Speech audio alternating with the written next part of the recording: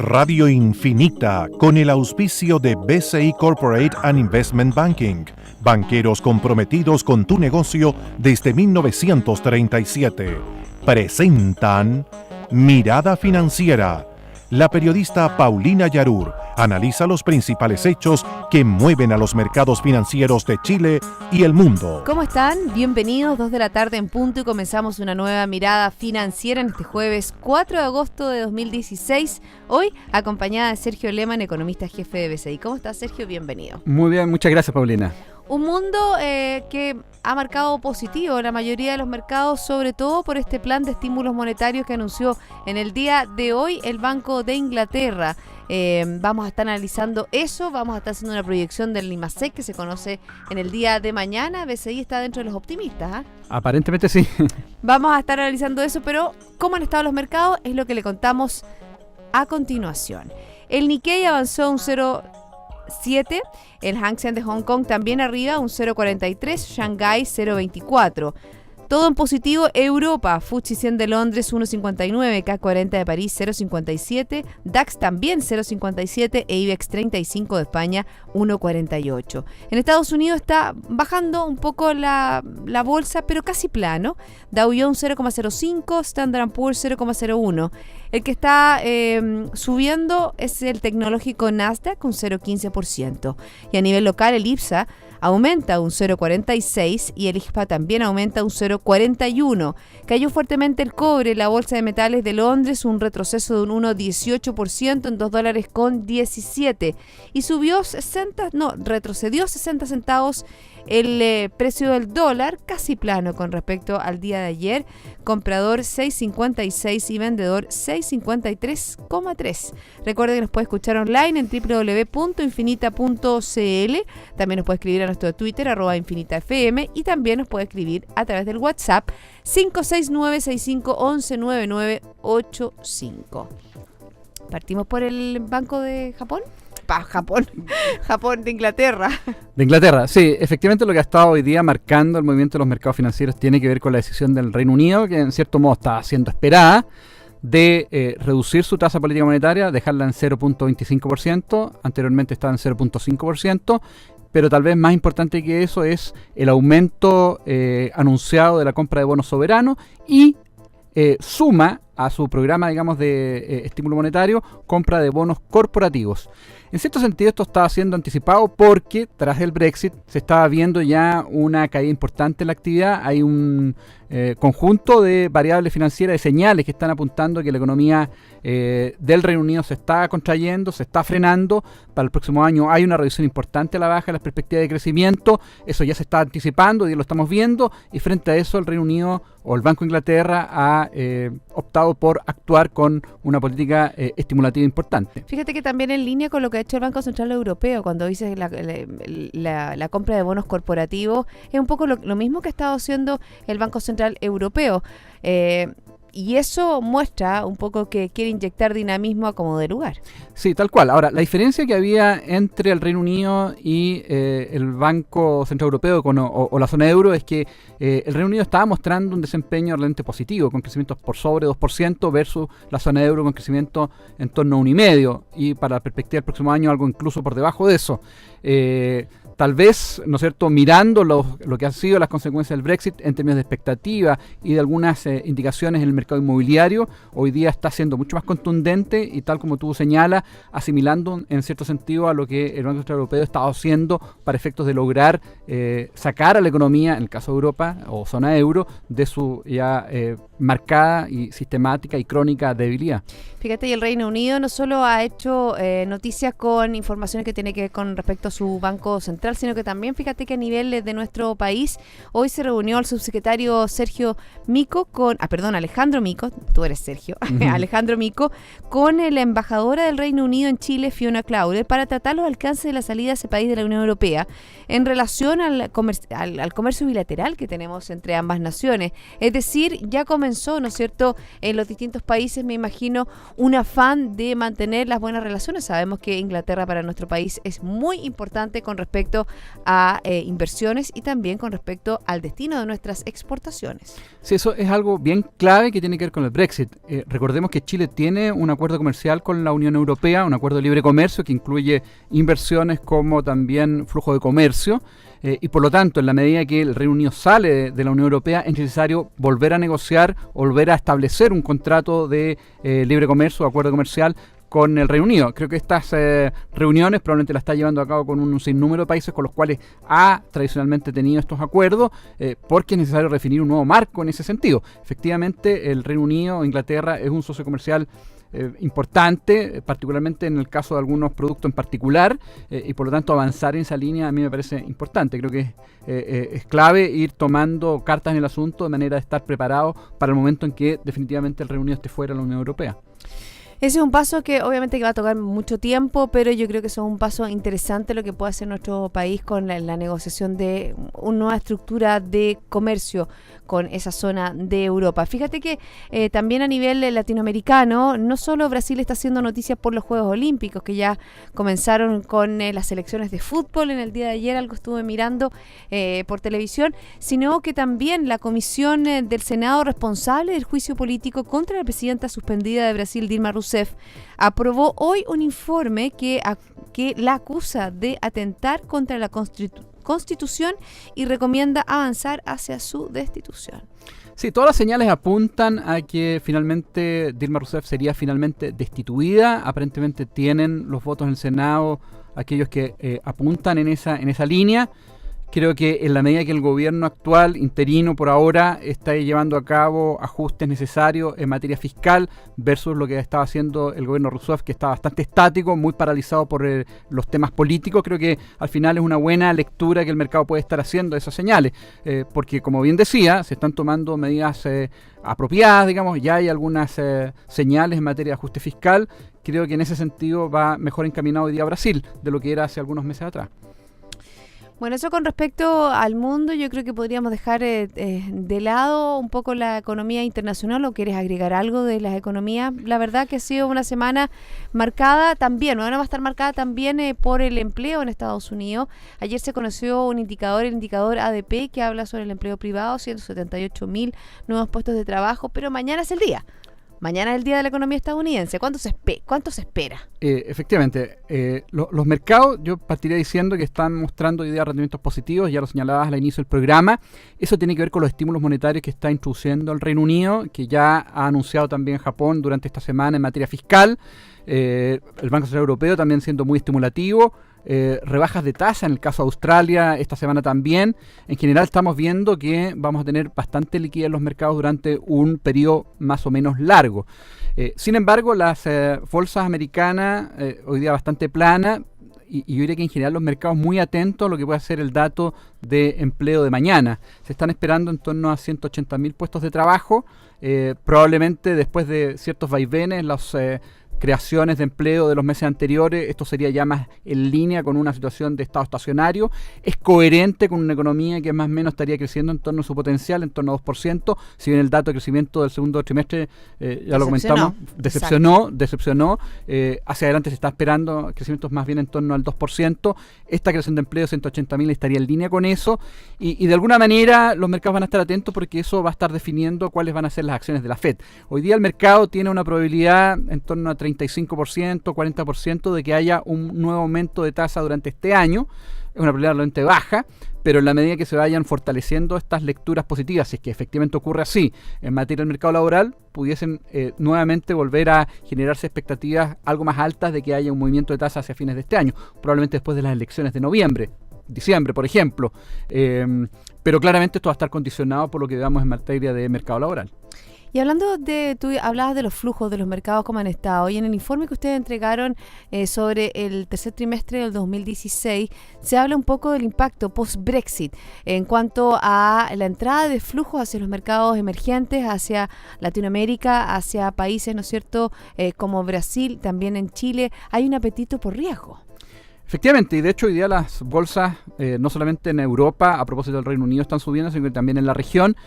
porque en este mundo donde vamos a tener mucha liquidez durante mucho tiempo, con tasas muy bajas, porque también los estímulos monetarios llevan a que las tasas tendan a ser algo más bajas, particularmente en este caso, en el caso europeo, aparece atractivo buscar rendimientos en países como los países latinoamericanos, donde las lecturas que se están teniendo en el margen son algo menos negativas de lo que veíamos hace un tiempo atrás. Ya comentábamos el caso de Brasil, en Perú con un nuevo gobierno muy alineado con buscar estimular su economía y atraer inversiones, en el caso argentino también algunas señales algo más positivas, en Colombia también. Eso ha estado generando claramente rendimientos positivos en los mercados, apreciaciones en las monedas y bolsas que han tendido, digamos, a subir y alcanzar probablemente precios que no eran esperados si uno miraba las perspectivas de América Latina hace algunos meses atrás, digamos, hace un par de meses atrás. La verdad que en cierto sentido ha sido un tanto sorprendente este buen rendimiento. Y hablando de valores esperados, me acuerdo que en ciertas lecturas que uno hacía sobre el tipo de cambio, se hablaba de un precio de equilibrio más o menos,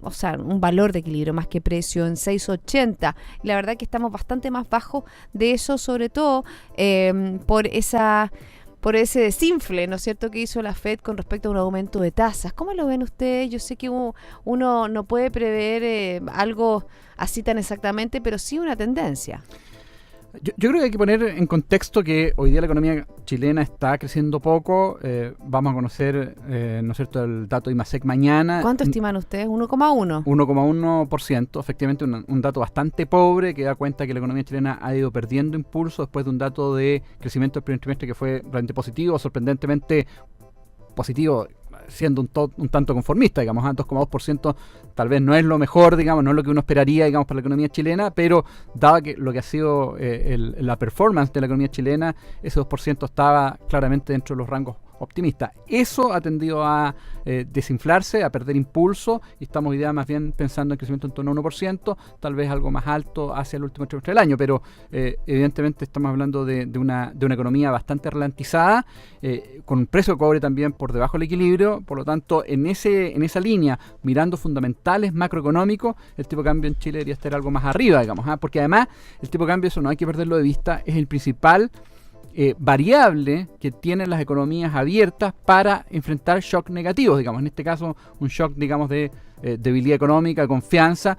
Una manera para poder salir, digamos, de estas situaciones es con tipo de cambio algo más alto, porque por esa vía se estimula el comercio exterior, se recupera competitividad, y eso permite una salida en materia de actividad algo más promisoria. Entonces decía que, de acuerdo a fundamentales macro, el tipo de cambio debería estar algo más alto, pero está influenciando y determinando hoy día los valores, el flujo de capitales desde el exterior, y las AFP también, en que han estado trayendo capitales desde los mercados externos. Bueno, en la segunda parte del programa va a hablar obviamente que de las AFP, las propuestas que hizo José Piñera, pero antes me gustaría también, si tú hablaste de las tasas y hablaste también del Banco Central, hoy día el Banco Central publicó su informe de percepciones de negocio del mes de agosto, el cual revela que la mayoría de los consultados espera que el 2016 no termine muy diferente a cómo estamos y que el próximo año.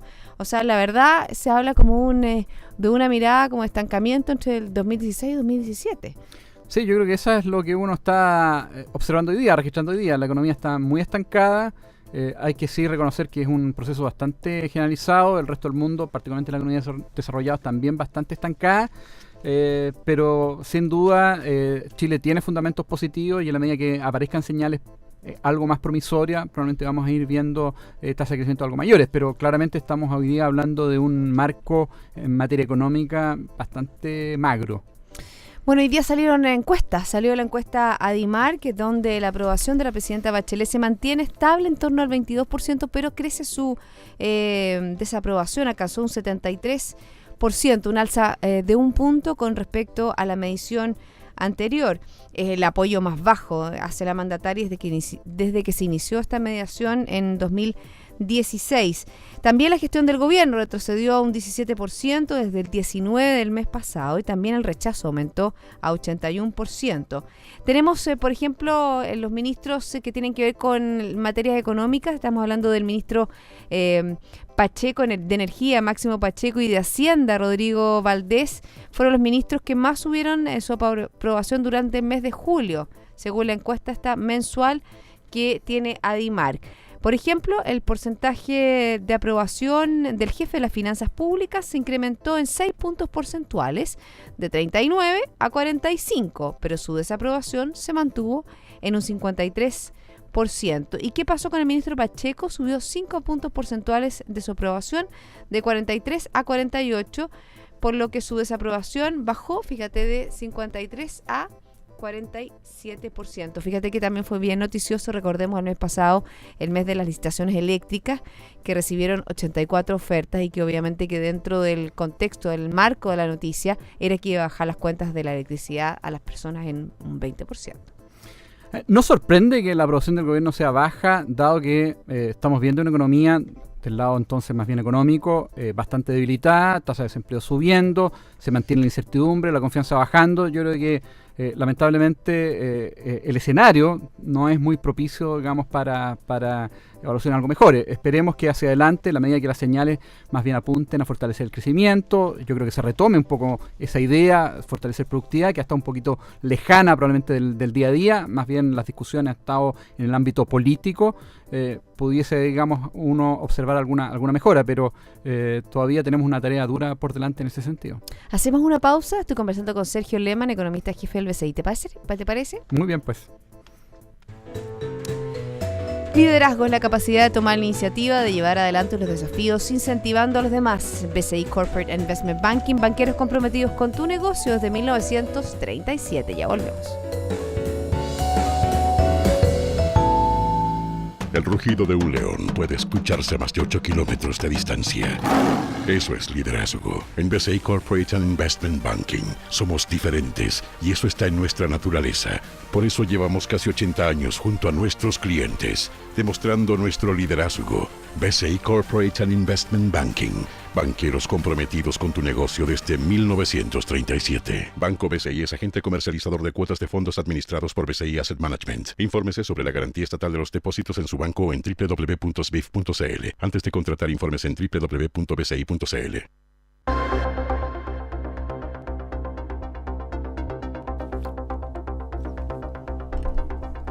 Ya son las 2:17. Seguimos haciendo esta mirada financiera juntos. Sergio Lehmann, economista jefe de BCI. Sergio, el lunes vamos a conocer inflación.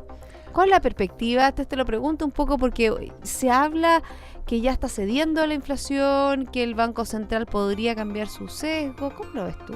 Efectivamente, nosotros estamos esperando una inflación de 0.1%. En general el mercado está bastante alineado con eso. Hay algunos analistas que están esperando un 0%. Detrás de ese 0,1 hay primero, digamos, una caída en algunos bienes durables, también hay una caída en vestuario, a propósito de liquidaciones tras el término de la temporada otoño-invierno. Hay algunas caídas también en algunos productos agrícolas por factores estacionales, fundamentalmente del mundo de los cítricos, pero hay también algunos aumentos que tienen que ver con cosas estacionales, producto de vacaciones de invierno. Eso durante el mes de julio, buses interurbanos tienden a subir.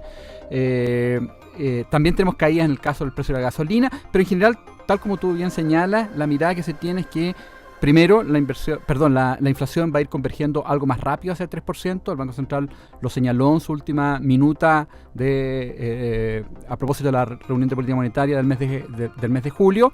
Y eso abre espacio, y también el Banco Central lo señala para que cambie el sesgo de su política monetaria. Ha sostenido un sesgo contractivo durante ya un buen rato, probablemente ya durante un año o más de un año, 2 años probablemente, dado que la inflación se mantenía sobre el techo de 4%, el rango de tolerancia del Banco Central.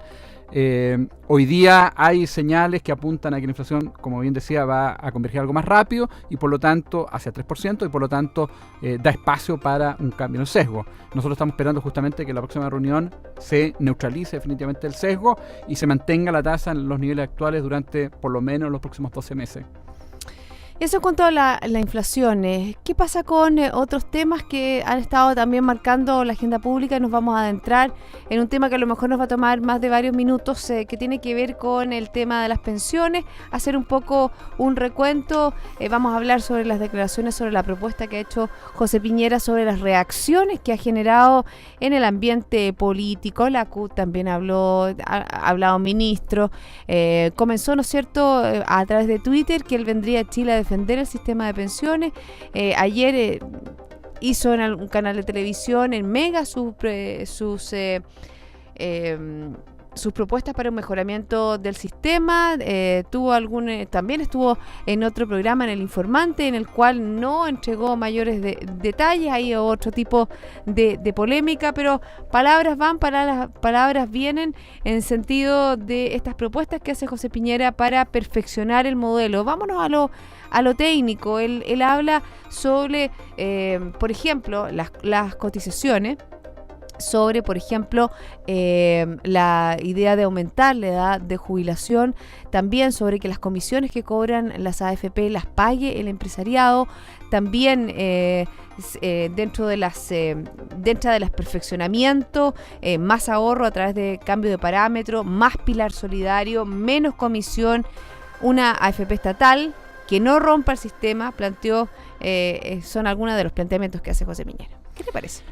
Yo diría que en general existe bastante consenso entre los técnicos en términos de que es necesario perfeccionar el sistema de AFP en Chile, y fundamentalmente porque la expectativa de vida en nuestro país ha subido de manera importante los últimos 15 o 20 años, por lo menos 10 años más de lo que existía cuando se creó el sistema de AFP, y eso obliga necesariamente a que se ahorre más. Y por lo tanto, en ese sentido, el aumento de la tasa de cotización yo diría que es algo bastante consensuado. La Comisión Bravo también lo señalaba, lo planteaba. Probablemente ahí a lo mejor se dejó muy sobre la mesa ese tema, pero no se abordó con medidas concretas, digamos, tomando ya acción en materias de mejoramiento del sistema de AFP. Creo que subir la tasa de cotización de 10 a 15% hace sentido, creo que está en línea más o menos con lo que todos los técnicos han estado planteando, que sea gradual, de manera que no le pegue de manera importante al empleo en el corto plazo, porque recordemos que subir de 10 a 15%, ya sea que lo pague el empleador, digamos, o lo pague el trabajador, va a significar un aumento, o significa, ¿no es cierto?, un aumento en el costo laboral, y por lo tanto eso, en la medida que no sea gradual, pudiese tener algún impacto sobre el empleo. Creo que en la medida que se le entrega gradualidad, eso tiende, digamos, a estar bastante más controlado. Es el primer factor. El segundo factor, ¿no es cierto?, que destacó es subir la edad de jubilación, particularmente de las mujeres.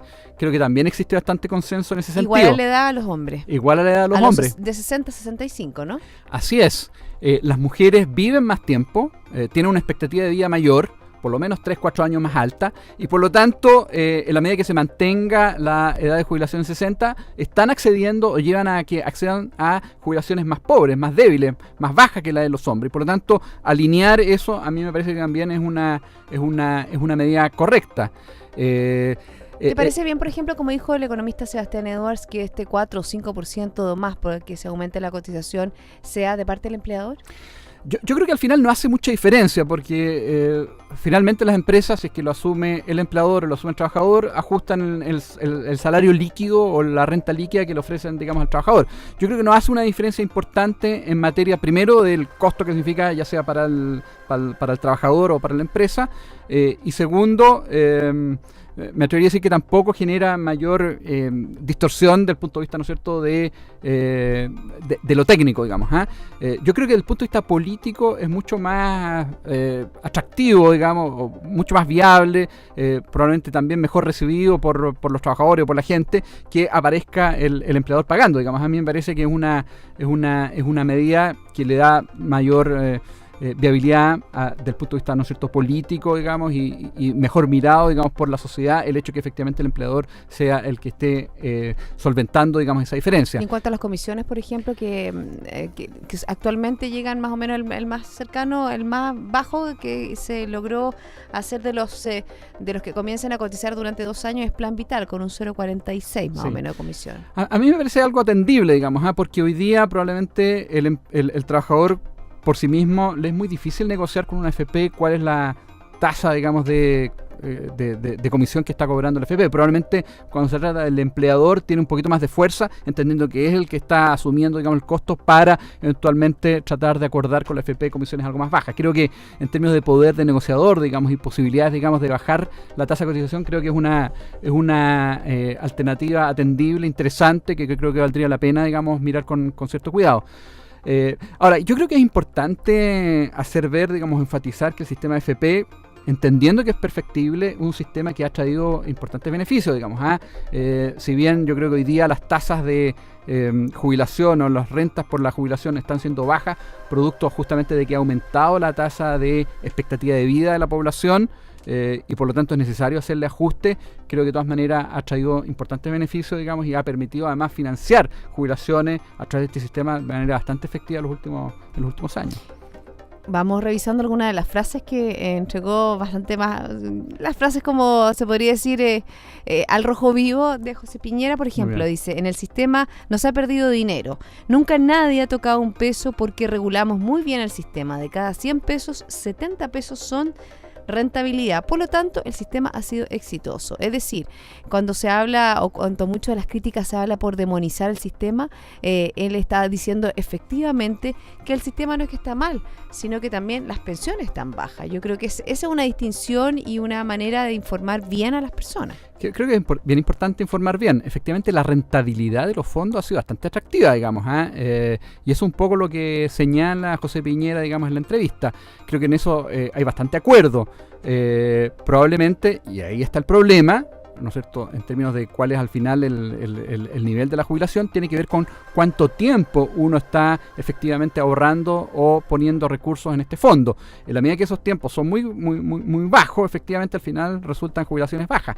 Creo que en ese sentido, yo creo que también es parte, digamos, de los consensos que hoy día están en la mesa. Es necesario fortalecer el que se denomina el pilar solidario, es decir, aquellas personas que están teniendo bajas pensiones sean apoyadas por el Estado a través, ¿no es cierto?, de justo estos fondos que está administrando el Estado. Creo que un 60% es más pobre, ¿no?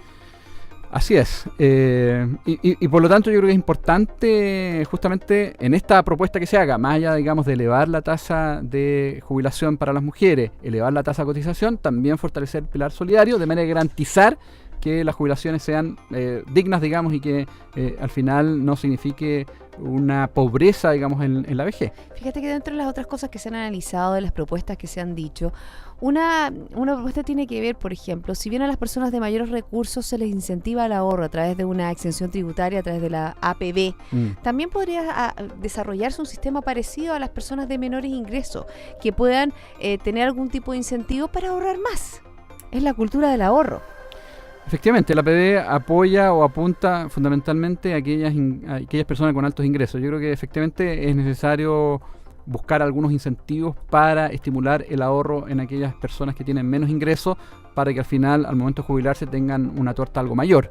Creo que hay varias ideas que están dando vuelta, creo que es necesario explorar, pero nuevamente la discusión tiene que ser en lo técnico, y no en lo político, porque efectivamente si uno se va por el lado político, ahí al final uno puede terminar en un callejón sin salida muy peligroso. Creo que es importante fortalecer el sistema de pensiones, el sistema FP, pero con un criterio más bien técnico. Sigamos un poco de las distintas propuestas, incluso las declaraciones que hace ayer José Piñera. Dijo: si la presidenta Bachelet se comprometió a una AFP estatal, yo le ofrezco mi colaboración para que esa AFP estatal sea hecha dentro de una lógica del decreto Ley 3500, no sea competencia desleal, tenga un directorio que no sea coteado, de manera que existe una AFP más. Es decir, AFP estatal, pongámosles más competencia, pero bajo las mismas reglas del juego. Sí, yo creo que una AFP estatal no cambia radicalmente lo que es el escenario actual en materia de pensiones. Sí, probablemente le da mayor legitimidad al sistema en la medida que uno vea una AFP estatal, particularmente aquellos que son un poquito más escépticos respecto al sistema. Y en la medida que actúe de acuerdo a las mismas reglas con las cuales actúan otras AFP, la verdad que probablemente no va a generar mayor problema, y en general pudiese incluso aumentar en algún grado la competencia. Yo diría que por ese lado no veo mayor problema. Conocemos este mismo caso en el sistema financiero, el sistema bancario, donde tenemos un banco estado que actúa con las mismas reglas que el resto de los bancos, y la verdad que no genera mayor distorsión o preocupación o problemas en el funcionamiento del sector bancario. Probablemente en el sector AFP no tampoco debería ocurrir algo muy distinto a eso. Y eso es una alternativa interesante, en el fondo, de que las reglas del juego, o sea, aumentar la competencia es bueno, pero obviamente que todos sigan y cumplan las mismas reglas del juego. Bueno, él mismo dejó entredicho que es un sistema tremendamente perfectible, y obviamente que ahí está la discusión. Y como dices tú, que prime la razón, y no el estómago muchas veces para desarrollar un sistema que obviamente fue creado en 1980 cuando las expectativas de vida de todos los chilenos eran completamente distintas. Así es, tal cual. Yo creo que hay espacio, como bien decías, digamos, para mejorarlo, pero hay que ser técnico, digamos, al momento de hacer propuestas. Así es, Sergio, se nos acabó el programa. 1.000.000 de gracias por haberme acompañado en el día de hoy. Harta cifra, harto análisis. Vamos a estar atentos a cómo se viene el IMASEC mañana, 1,1 la propuesta de usted. He tenido aquí dentro de mis economistas también varios con propuestas más bajas, un 0,5. Alejandro Fernández, Alejandro Alarcón, un 1%. Vamos a ver qué pasa. Así es, veamos qué pasa mañana. Ojalá, la verdad, que por el desarrollo del país, que sean ustedes los ganadores. Ojalá. Veremos qué pasa. Así es. Muchas gracias a ti. Gracias por venir. Y a todos ustedes, sigan en compañía de Radio Infinita. Esto fue Mirada Financiera, con el auspicio de BCI Corporate and Investment Banking, banqueros comprometidos con tu negocio desde 1937.